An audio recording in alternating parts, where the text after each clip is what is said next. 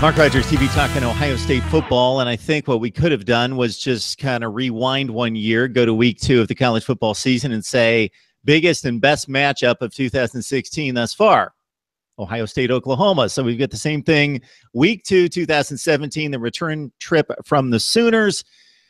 Claire Crawford from the Ozone.net also joined her on her podcast with Joe Dexter. Oh, hail no.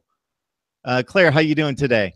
I'm doing so well. It's always a good day to talk college football. Good day to talk college football. Good weekend of college football just wrapped up. So it was a Thursday through Monday run that we typically don't get. So we had to kind of savor that because there was more college football than pretty much we'll see the rest of the year. But now we move on to week 2 and what's expected to be a little bit tougher test for the Buckeyes, although it didn't show up in a way like that in Norman last year. So are you geared up for this one? Do you think this is going to turn out a similar way, or are you expecting a little bit more of a fight from the Sooners?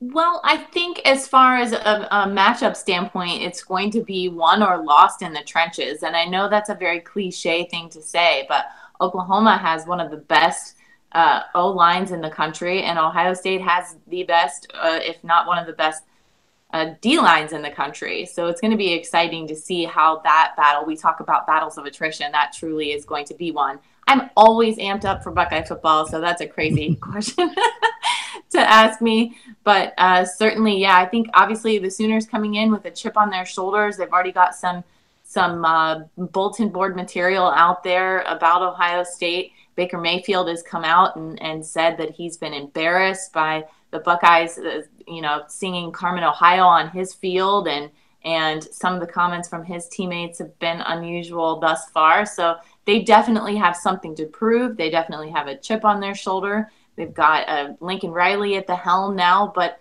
as far as everything else is concerned, everything else is almost exactly the same. And Urban Meyer has even mentioned that in his press conference. I think a couple people were asking, how is he preparing differently for Oklahoma this year? And he said it's, basically Bob Stoops left Lincoln Riley with everything that he had set up for him.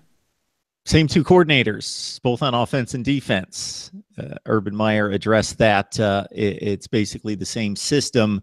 I'm sure that they'll really grind down and have been during the entire offseason talking about Oklahoma, of what went wrong against Ohio State, and if there's any way that they can possibly counter what went wrong, which was exactly what you pointed to mostly, was a defensive shutdown, first from the defensive line, and just harassing Baker Mayfield, making life extremely uncomfortable for him all night, chasing him all over the field and making difficult throws for him. And then the secondary was just lights out.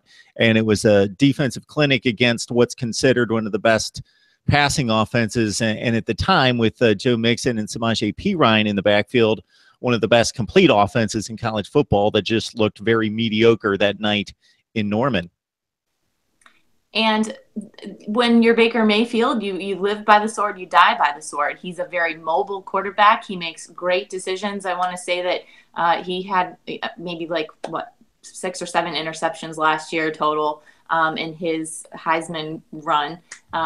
He makes good decisions with the ball, but he also holds on to the ball and extends plays. So I think the difference that we're going to see with Ohio State this year and is going to be a little bit of a taste of what we saw last week against Indiana, is how well are those corners going to be able to stick with the play.